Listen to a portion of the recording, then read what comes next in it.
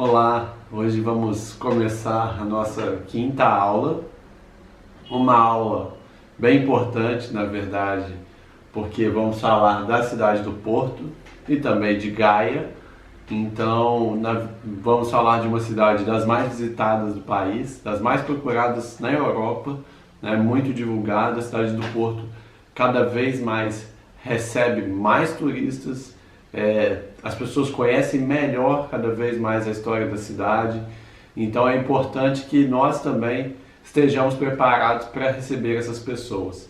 É claro, eu comecei aqui, coloquei uma aula antes, a cidade de Guimarães e Braga, mas normalmente quem faz o tour a Guimarães e Braga primeiro passa pelo Porto, mas eu quis colocar o tour de Guimarães e Braga antes, por nos ajudar a explicar épocas mais antigas de Portugal, o que facilita agora para eu poder explicar a cidade do Porto. Então, o que eu vou fazer vai ser uma explicação sobre a cidade do Porto para vocês, para quem trabalha, e ao mesmo tempo, como a gente tem feito, um modo de mostrar a cidade para quem visita. E por isso, essa aula vai ter sempre esses dois lados, tá? Mostrar o monumento e ao mesmo tempo tentar dar um contexto para que vocês se sintam mais confortáveis quando tiverem que explicar esses locais. Mas na verdade, para a gente começar, eu acho que uma boa imagem para nós com relação à cidade do Porto seria olharmos a cidade, e normalmente é o que eu faço, o primeiro ponto que eu levo os turistas para tentar entender um pouco e também ver a beleza da cidade do Porto, levo-os a Gaia até a base ali do Mosteiro da Serra do Pilar, onde fica a entrada do teleférico em Gaia, e dali podemos observar a cidade do Porto. E dali já conseguimos entender um pouco da dinâmica do funcionamento da cidade. Porque quando nós visitamos esses locais, vale a pena pensar, por exemplo, mas como que essa cidade se formou aqui, né, nessas condições? Se nós olharmos, tentarmos tirar um pouco a cidade do local onde ela está e olharmos para a região, para a geografia, e por isso que inclusive lá no primeiro vídeo eu falei que nós íamos ter que entender um pouco de geografia, porque também a geografia dos lugares influencia na forma como as cidades são construídas. Se nós olharmos para a cidade do Porto especialmente, veremos que as condições ali não são das mais simples para se viver. É uma montanha, na verdade, encostada num rio, um rio que não era um rio de fácil navegação, e uma montanha que também não oferecia assim, terra suficiente, não era fértil o suficiente para se plantar muita coisa. Dificilmente se faria da região do Porto uma zona agrícola. Por isso, o Porto, de fato, merece o nome que tem, Porto, porque o que faz dessa região uma região importante na sua história foi o desenvolvimento de uma zona portuária. Por incrível que pareça, hoje muita gente que visita o Porto não tem ideia disso. Acha, muitas vezes, que a cidade cresceu graças ao vinho do Porto, né? Como se o produto vinho do Porto fosse o motivo para que a cidade crescesse, se desenvolvesse e ganhasse a fisionomia que ela tem hoje. Mas não é assim, na verdade. O vinho do Porto é um capítulo que chega já posteriormente na história da cidade. Se nós olharmos, o Porto, no fundo, de fato é uma zona portuária. Foi isso que fez dessa cidade uma cidade importante com o passar do tempo. E ao ser zona portuária, criou certas características específicas e também específicas daquela região, que deram à cidade alguma diferença com relação a cidades como Lisboa, por exemplo. E eu vou tentar mostrar para vocês o que foi isso que deu um traço particular à cidade do Porto, porque a gente também precisa saber destacar essa forma de vida da cidade do Porto com a forma de vida da cidade de Lisboa, para que as pessoas entendam, né, como essas cidades cresceram de forma diferente no mesmo país, e cada uma com a sua beleza. Então é importante percebermos isso.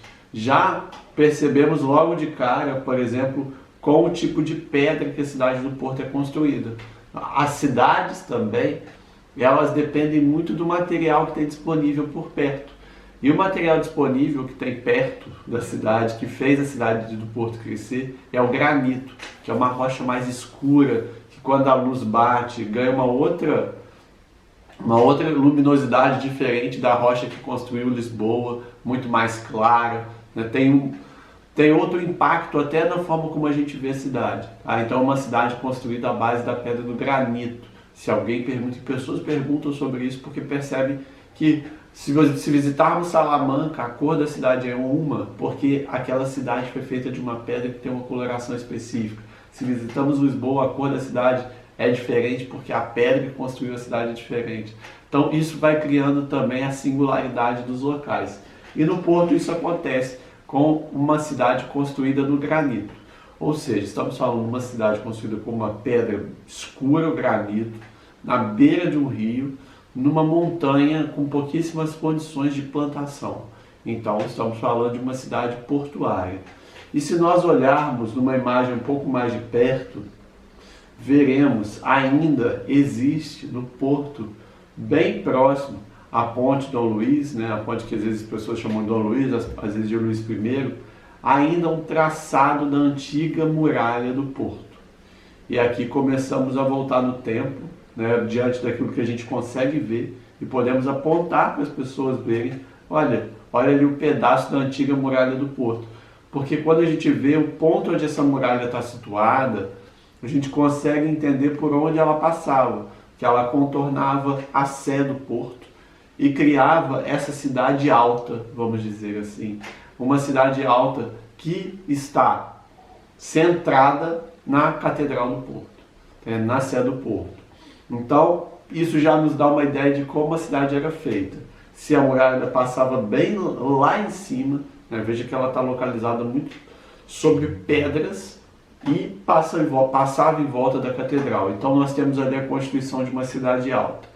Então, a cidade do Porto, para defini-la, pelo menos no modo como ela foi habitada, ela tem uma cidade alta e uma zona ribeirinha. Basicamente foi assim que a cidade do Porto se desenvolveu ao longo dos anos. A zona ribeirinha, hoje chamada Ribeira do Porto, sempre foi a área comercial da cidade. Isso é importante dizer, independente de monumentos aqui para nós, a zona ribeirinha era a zona dos pescadores, da troca de comércio, da chegada de embarcações. Imaginem ali o Rio Douro com embarcações passando com produtos.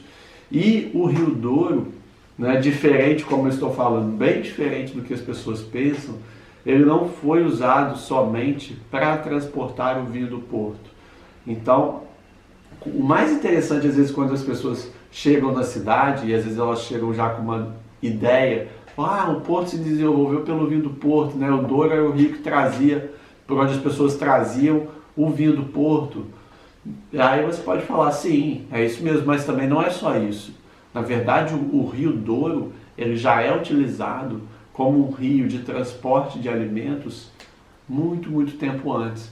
Porque antes do vinho do Porto, trazia-se da região do Vale do Douro frutos secos, o próprio azeite e outros produtos. Ou seja, quando hoje visitamos o Vale do Douro, e temos uma aula sobre esse local, e por isso não vamos falar tanto do vinho do Porto hoje, como visitamos o Vale do Douro hoje para visitar as vinícolas, o Vale do Douro, por ser uma região mais fértil do que a região do Porto, sempre serviu de local de plantação para que aquela mercadoria fosse escoada pelo Rio Douro e parasse no Porto, como zona portuária, e dali seguiria normalmente para o norte.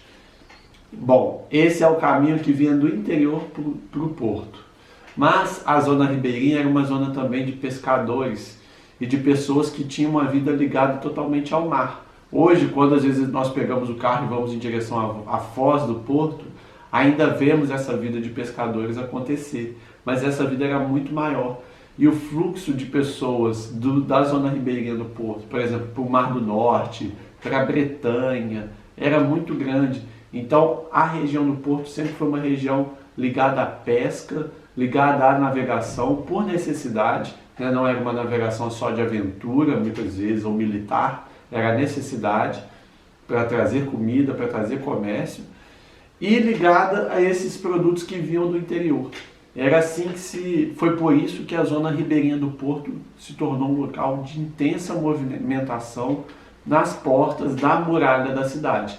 Enquanto isso, lá em cima, na Cidade Alta, próximo à Sé, nasciam as primeiras residências mais importantes da cidade, estavam lá em volta da Sé. Eu acho que assim conseguimos ter uma ideia do que era essa vida inicial da cidade do Porto. Bom, e a cidade do Porto tem uma espécie de fundador, que seria o senhor Vimara Pérez, que expulsa os árabes daquela região e assume o controle. Nós estamos falando, nesse momento, da Idade Média. É o período onde a cidade do Porto, de fato, começa a ter essa formação que eu comento aqui, de zona ribeirinha e cidade alta. A cidade do Porto pertencia ao condado Porto Cali, né? Até porque o nome Portos do Porto Cali vinha da cidade do Porto, e o Cali da cidade de Gaia. Esse nome Portus Cali já era um nome que existia para aquela cidade desde o Império Romano. Então, tudo que designava a região do Porto era denominado de Portus Cali, e foi assim que foi nascendo o nome, inclusive, de Portugal, do condado Portus Calense. Veja que estamos todos sempre nesse início da história de Portugal. E após essa reconquista de Vimara Pérez, a cidade ganha essa zona comercial ribeirinha, e a Cidade Alta começa, já no século XII, século XIII, a construção da Catedral do Porto. Então, com isso, a cidade estabelece uma sede religiosa muito importante para o norte de Portugal, enquanto o comércio está acontecendo na zona ribeirinha do Porto. Tá? Estamos aqui no período da Idade Média. A Catedral do Porto tem uma constituição medieval, mas vai recebendo reformas ao longo do tempo, inclusive de um arquiteto e escultor que vai ser muito importante para a nossa história, o Nicolau Nasoni, mas essa é uma história que vai ficar um pouquinho mais para frente. Mas a Catedral do Porto, assim, o grande acontecimento da Catedral do Porto na história foi o casamento de Dom João I com a Dona Filipa de Lencastre, né, que eu já comentei aqui, a Dona Filipa inglesa, que vem para Portugal e celebra essa aliança entre os dois reinos. Esse grande casamento, que é um casamento muito importante para a história de Portugal, ocorre na Catedral do Porto. E ele está, né, há uma imagem, uma pintura em azulejos feita sobre esse casamento do Jorge Colasso, uma imagem já feita no século XX, imaginando como foi esse casamento, mas que está dentro da Estação São Bento no Porto. Bom, seguimos em frente aqui. Só para entendermos, a catedral fica como ponto inicial da cidade, né, no ponto mais alto, próximo ali às muralhas, tendo a zona ribeirinha como área comercial do porto. E aí, nós precisamos destacar algumas características específicas da cidade, pelos monumentos que inclusive vamos vendo.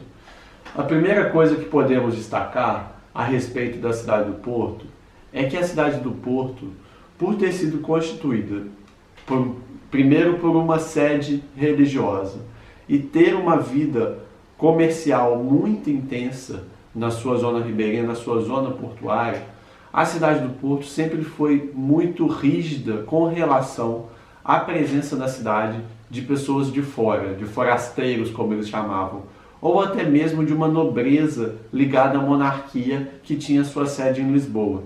E isso é interessante perceber, por exemplo, porque na cidade do Porto havia certas ruas da cidade que forasteiros, pessoas vindas de fora, não poderiam frequentar. Então eram impedidas. Por quê? Como a população do Porto era uma população que vivia intensamente uma vida de navegação, de viagens na zona ribeirinha, então boa parte da cidade estava sempre num constante trânsito fora da cidade. Havia uma pressão social muito grande para que essas pessoas, quando saíssem, não tivessem seus direitos, suas terras, seus bens tomados às vezes por nobrezas que recebem títulos em Lisboa e que poderiam atuar no Porto. O que eu quero dizer com isso é que o Porto cresceu praticamente dissociado da nobreza de Lisboa.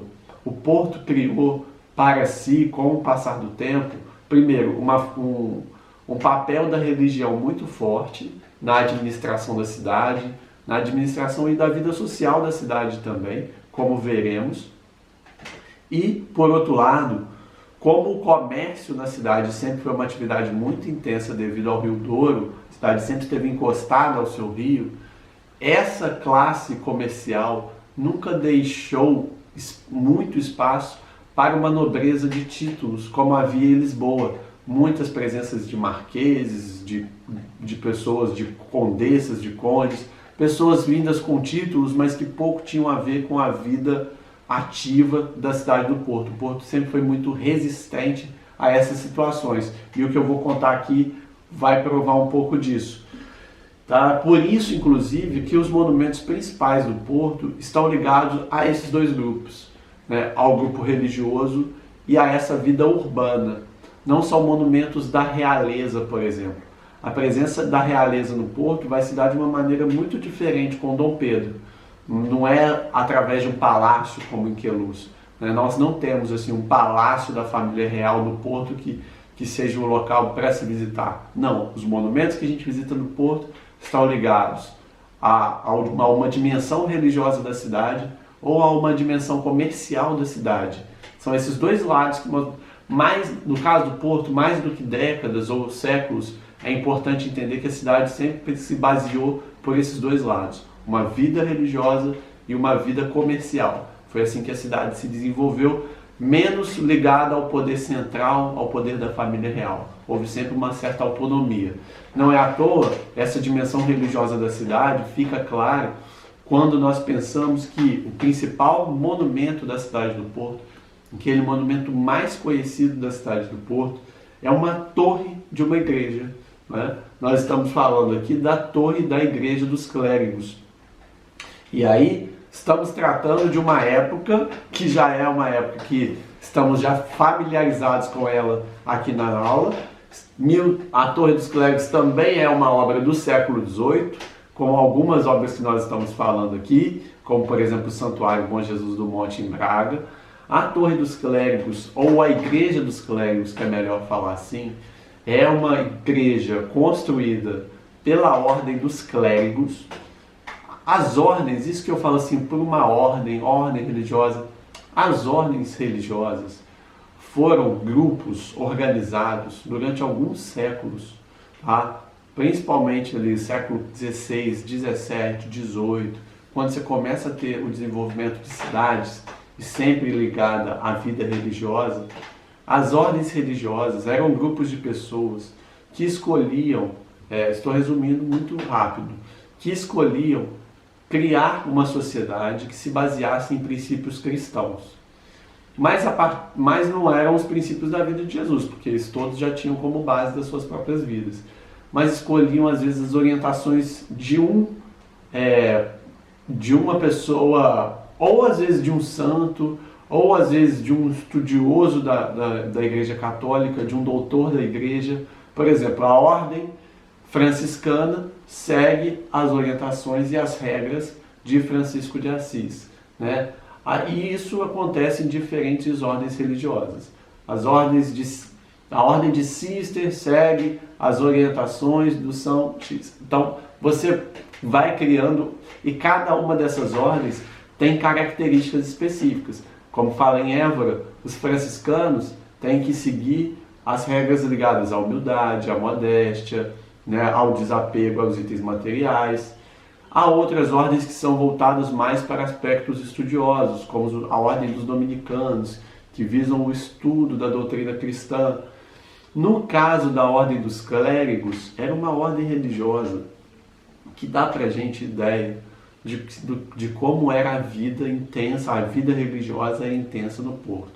Porque a ordem dos clérigos é uma ordem religiosa fundada por pessoas que não pertenciam, né, não eram padres diretamente, eram pessoas ligadas à igreja pela fé, mas não tinham seguido estudos, né, e se fechado dentro dos estudos religiosos, não viviam uma vida fora da igreja, mas que se reuniram, criaram essa ordem com a intenção de ajudar o clero, né? Ou seja, os padres, os membros da igreja, porque havia tanta gente dentro da vida religiosa, dentro do clero, no Porto, que essas pessoas, ao aposentarem, ao se retirarem, elas ficavam sem condições de viver, de habitação, não tinham suporte, porque eram tantos padres que não havia condições de apoiar todos.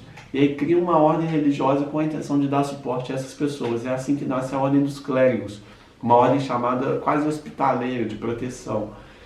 E para construir a igreja dessa ordem, que era uma ordem muito nova, foi preciso criar uma igreja fora do campo, fora da região central do Porto, especificamente onde a vida estava acontecendo, numa região de um declive, porque não é uma construção simples, e ali Nicolau Nasoni, que era um arquiteto, escultor italiano, que tinha vindo da Toscana, tinha passado por Malta, chegou no Porto para fazer obras na catedral, por isso que falei que Nasoni teve uma participação lá, foi a primeira participação dele no Porto em alguma obra, e vai ser dada a ele a função de construir a Igreja dos Clérigos e a Torre dos Clérigos.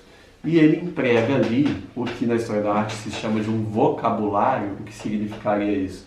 Ele emprega ali um estilo, uma forma de expressar que nós hoje chamamos de barroco, porque tem uma intensidade visual, você olha assim, parece que tem pontos que tem um relevo maior, que sai um pouco da estrutura do prédio, principalmente a ponta mais alta da torre, ela é muito bem decorada, muito expressiva, e isso é a característica do Nasoni, que dá a sensação que ele usa a pedra de uma maneira que torna aquele granito que parece bastante pesado, ele ainda consegue dar algumas curvas e torná-lo algo um pouco mais leve, ganhando um ritmo visual bonito. Ele faz isso em alguns lugares, como por exemplo na Igreja da Misericórdia.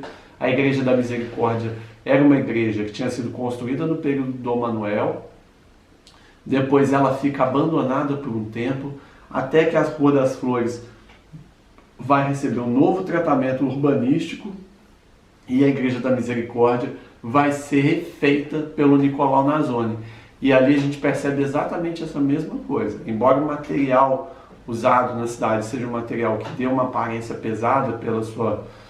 É uma pedra que não é tão suave de se trabalhar, o Nicolau Nasoni consegue também na Igreja da Misericórdia, mesmo com pouco espaço, criar uma quantidade de efeitos visuais na pedra que nós, de fato, devemos considerar que é um grande artista, um grande escultor que trabalha no Porto e deixa a cidade do Porto com uma característica estética muito mais interessante que se não tivesse passado pelas mãos do Nicolau Nasoni.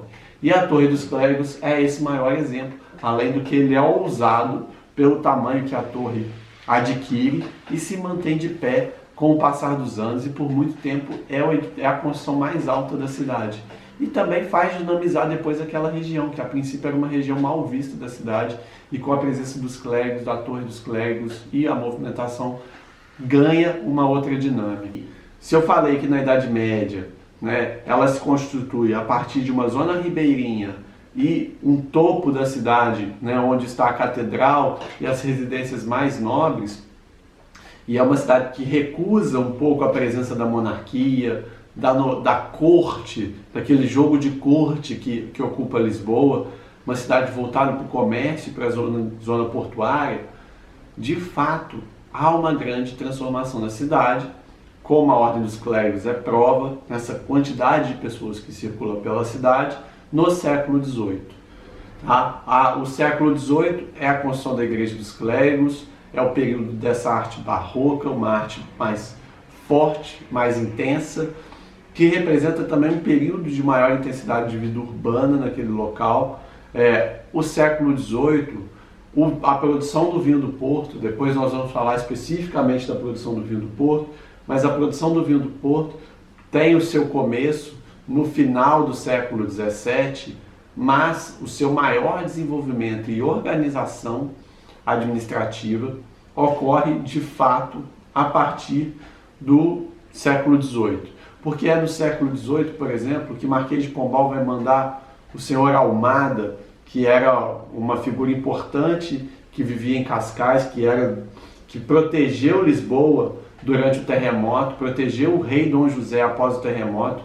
O senhor João Almada era próximo ao Marquês de Pombal e era familiar do Marquês de Pombal. E o Marquês de Pombal ficou muito satisfeito com o serviço do senhor Almada e Melo na proteção do rei Dom José, que depois ele manda o senhor Almada para o Porto, e ele vai ser uma espécie de líder, de diretor, de dirigente líder na organização da produção do vinho do Porto e, sobretudo, no modo como esse comércio vai se dar na cidade do Porto. Então, no século XVIII, a cidade ganha uma nova dinâmica social.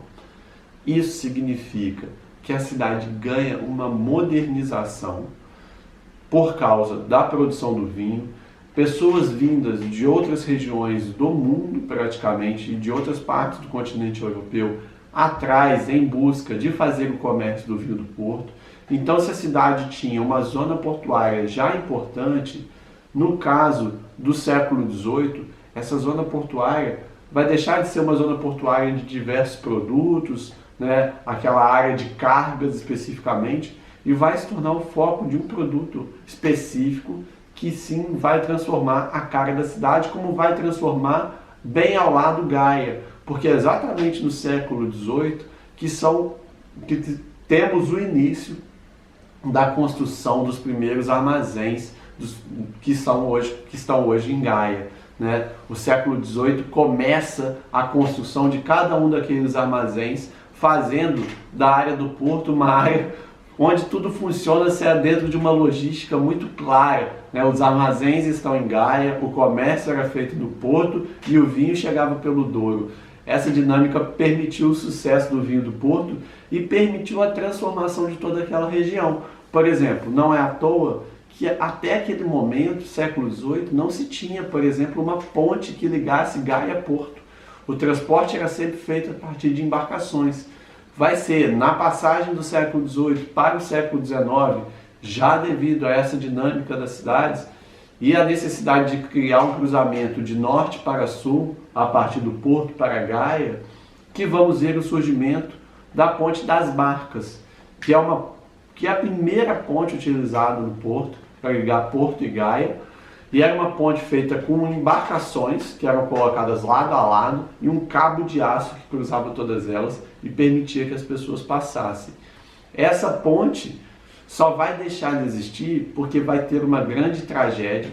O Porto vai sofrer, se Lisboa sofre com um terremoto, o Porto sofre com algumas guerras no século XIX e principalmente, nesse caso, com a invasão dos franceses. É durante a invasão dos franceses que as pessoas, completamente apavoradas pela presença dos franceses, tentam atravessar o rio Douro através da Ponte das Barcas, mas como ela era feita de barcos, na hora que as pessoas atravessam, aquele volume de pessoas, a ponte não consegue suportar e as pessoas morrem na chamada tragédia da Ponte das Barcas.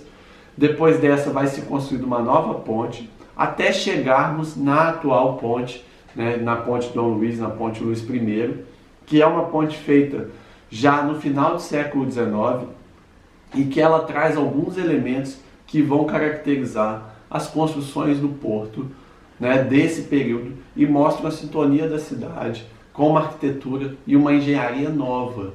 Afinal, nós estamos falando, mais do que, por exemplo, muita gente fala assim, a Ponte Dom Luís construída pelo Gustave Eiffel, que construiu a Torre Eiffel. Saber o nome da autoridade que construiu é importante, mas talvez não seja o mais importante. Porque, na verdade, isso vai explicar aquela ponte, mas não vai explicar outros lugares do Porto. Porque, se repararmos, é uma construção a ferro, que é uma coisa recente para os padrões da época. Não era comum uma construção de ponte a ferro. Vamos pensar que a grande ponte 25 de abril de Lisboa já é construída depois da metade do século XX.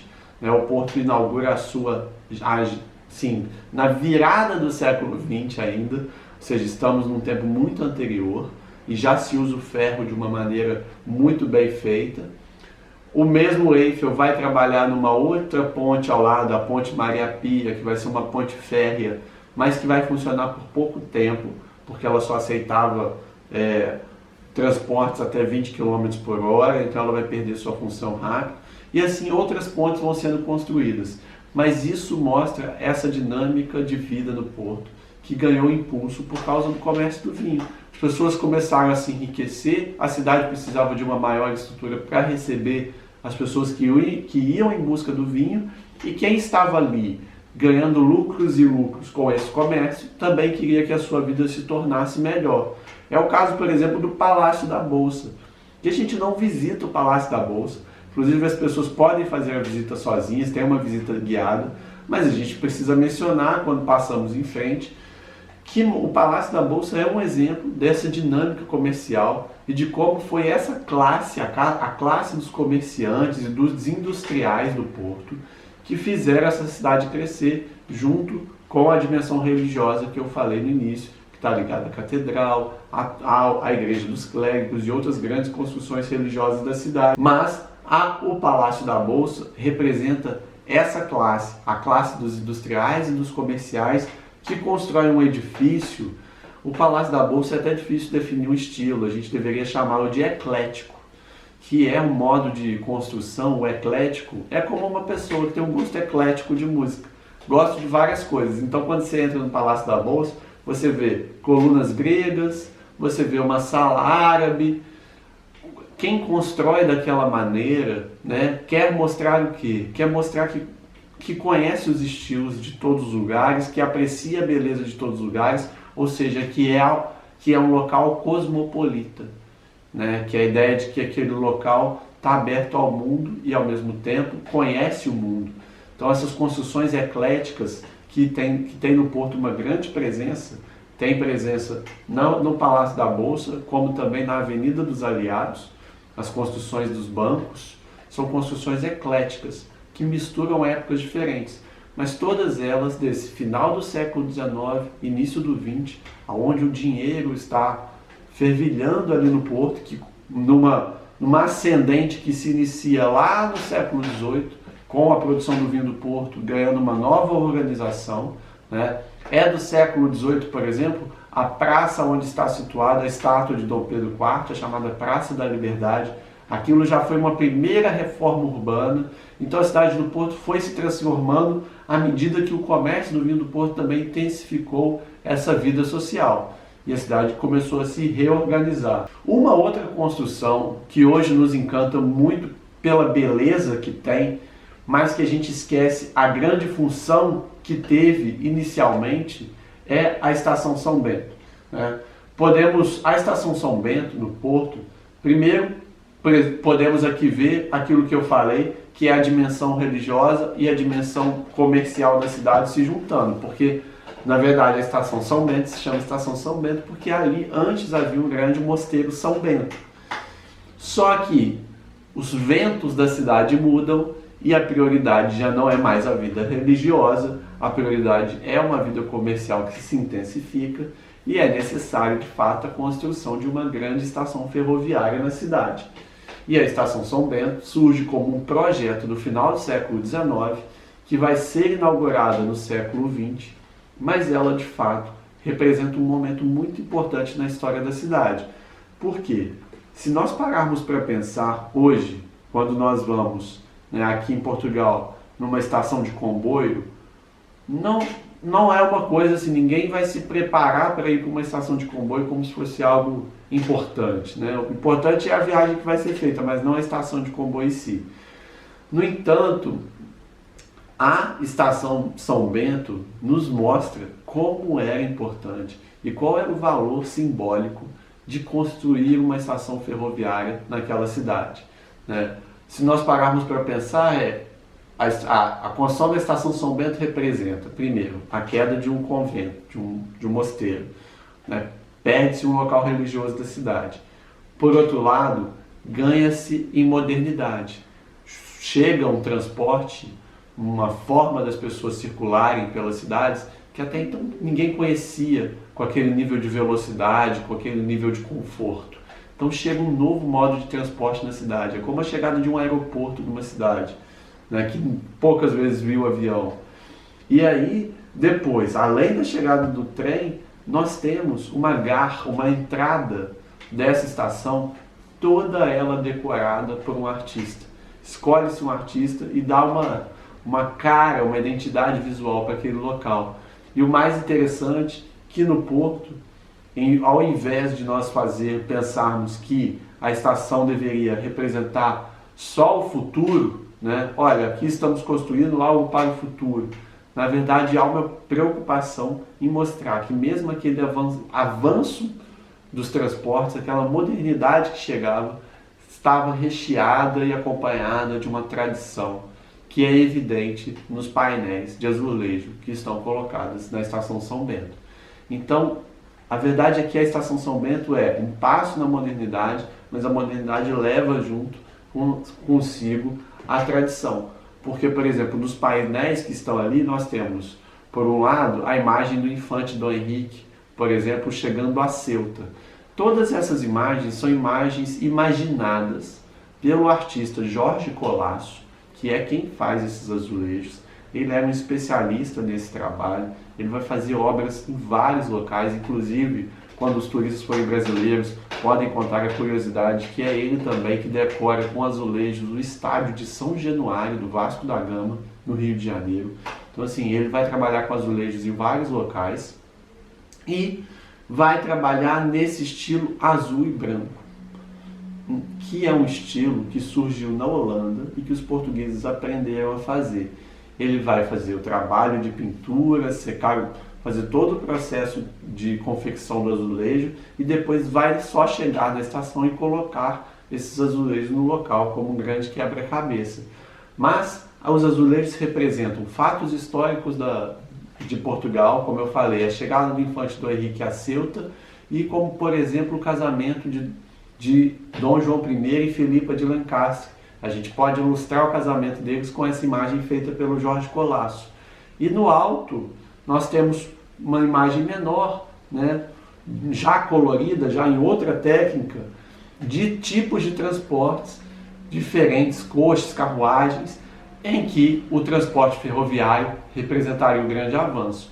E mais em cima, bem no alto, as inscrições Minho e Douro, mostrando que aquela estação também era uma forma de ligação desses rios. Então a Estação São Bento é também um monumento ligado a essa dimensão que eu falei, comercial da cidade, assim como também é o Palácio da Bolsa, assim como também é o Mercado do Bolhão, por exemplo. Outra construção moderna para a época, se pensarmos nas estruturas de ferro do Mercado do Bolhão, que também é do final do século XIX.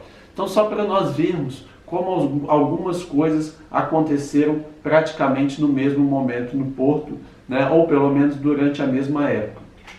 Uma outra característica que eu quero destacar do Porto, e aí eu vou só falar mais duas coisas a respeito da cidade antes de dar uma síntese geral, é o uso de azulejos nas igrejas do Porto. Muita gente pensa que esses azulejos foram colocados quando as igrejas foram construídas. E na verdade não. Tá? A construção da Estação São Bento, o trabalho do Jorge Colasso, no período ali de 1910, mais ou menos, também é o início da colocação desses azulejos nas igrejas. Então, por exemplo, nós temos no Porto igrejas do século XVIII que receberam azulejos no século XX. Uma decoração nova, que vai surgir só no século XX. E hoje parece que estão totalmente ligadas. Né? É assim que a gente vê, por exemplo, na igreja de Santo Ildefonso, é assim de Santo Antônio dos Congregados também, na igreja do Carmo, várias igrejas da cidade. Esses azulejos foram colocados já no século XX, tá? Por artistas plásticos ligados a Lisboa, a lá mesmo, ou em diferentes regiões, onde o azulejo era produzido, e foram colocados nas igrejas. É difícil justificar isso, por que isso foi feito. Tem gente que diz que foi feito porque na época que as igrejas foram construídas não havia recurso, mas não é uma conversa que eu considere muito válida, nem muito bem comprovada. Mas a verdade é que durante a década de 20 e 30 há um retorno, um olhar para as tradições portuguesas e uma revalorização da Igreja Católica que não estava acontecendo até então. Então, com o intuito de revalorizar as igrejas, essas igrejas do Porto também receberam essas decorações. É como se desse uma nova vida a essas igrejas. Tá? Então, esse é um ponto importante a respeito da cidade, que é um detalhe que às vezes passa batido, porque muita gente acha que essas decorações são muito antigas, quando na verdade foram obras já do século XX, em obras mais antigas. É uma coisa que só se passou no Porto. Bom, além disso, precisamos, claro, falar especificamente de uma história que está ligada diretamente à história do Brasil. E me refiro especialmente a Dom Pedro I, porque quando nós estamos fazendo um passeio pelo Porto, vale ressaltar esse elemento, principalmente se os turistas que nós acompanhamos forem turistas brasileiros, porque na Praça da Liberdade, na Avenida dos Aliados, temos ali um monumento a Dom Pedro. E sabemos que o coração de Dom Pedro está na Igreja da Lapa, no Porto. Então é preciso, é uma sugestão minha, como contextualizar essa história. Lá em cima, Mosteiro da Serra do Pilar, explicação da Idade Média. Torre dos Clérigos, explicação do século XVIII, a presença do Nicolau Nasone, esse estilo barroco que se funda na cidade, que se cria na cidade. E depois, descendo em direção a Aliados até a Estação São Bento, uma explicação sobre esses pontos que falei, essa dimensão comercial da cidade do Porto. Mas no meio desse caminho passamos por Dom Pedro I. E não podemos deixar de falar a respeito de Dom Pedro I, Dom Pedro IV em Portugal, já que foi no Porto que seu coração ficou. E muita gente não sabe o porquê. Então vale a pena aqui só resumir rapidamente a importância da cidade do Porto para Dom Pedro IV, Dom Pedro I do Brasil. Aquela estátua na Praça da Liberdade representa Dom Pedro IV no Porto. Por quê? Porque em 1826, isso século XIX, nesse período que nós estávamos falando aqui de grandes mudanças, século XIX, 1826, Dom João VI morre e deixa o trono para o seu filho, Dom Pedro IV, que tinha se declarado imperador do Brasil. E o imperador do Brasil não poderia ser imperador de Portugal. Então ele se declara imperador e imediatamente passa o trono de Portugal para sua filha Dona Maria II. A Dona Maria II, como eu falei já no vídeo de Sintra, estava predestinada a se casar com seu tio, o Dom Miguel. Dona Maria II nesse momento tem 7 anos de idade. O Dom Miguel sabia que Dom Pedro não tinha controle da situação em Lisboa, que estava no Brasil. Resumindo, Dom Miguel considera inaceitável um casamento com a Dona Maria e se proclama também o rei de Portugal. Recebe o apoio dos Estados Unidos e do Vaticano. São os únicos 2 lugares que reconhecem o seu reinado. Isso Dom Pedro está no Brasil. Dom Pedro volta para Portugal em 1831. O primeiro local que ele chega são os Açores. Ele para nos Açores, consegue um apoio militar. E para onde ele se direciona para lutar contra seu irmão? Para o Porto.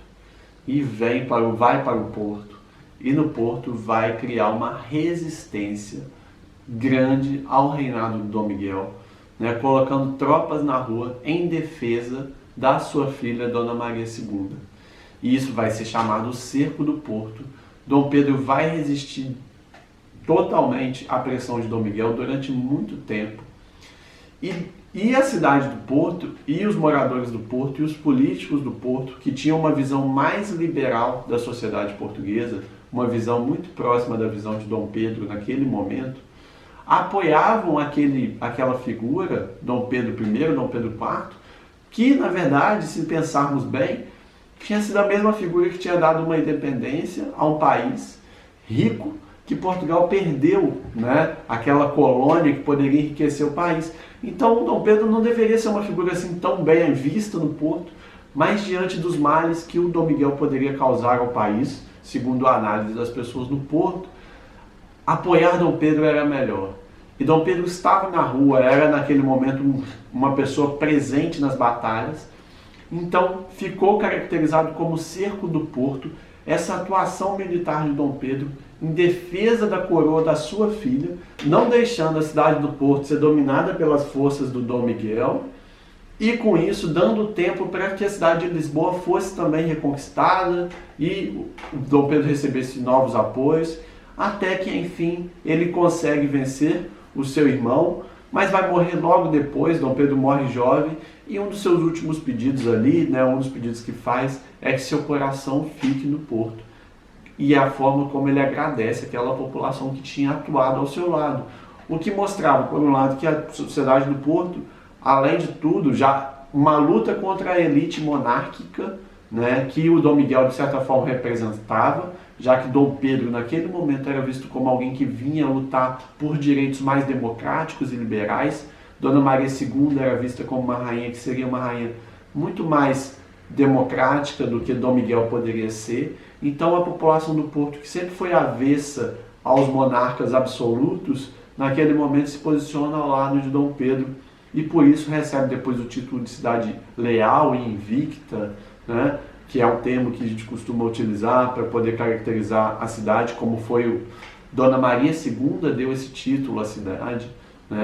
Mas mais importante que isso é entender que foi uma cidade que se dinamizou pela igreja, mas especialmente pelo comércio. Então o passeio no Porto pode começar destacando o aspecto medieval da cidade alta, cidade baixa, depois irmos para a região da Torre dos Clérigos, para lembrar esse estilo barroco que o Nicolau Nasoni imprimiu na cidade, que é único, não há nenhuma outra cidade que tenha tido uma influência desse artista como teve o Porto.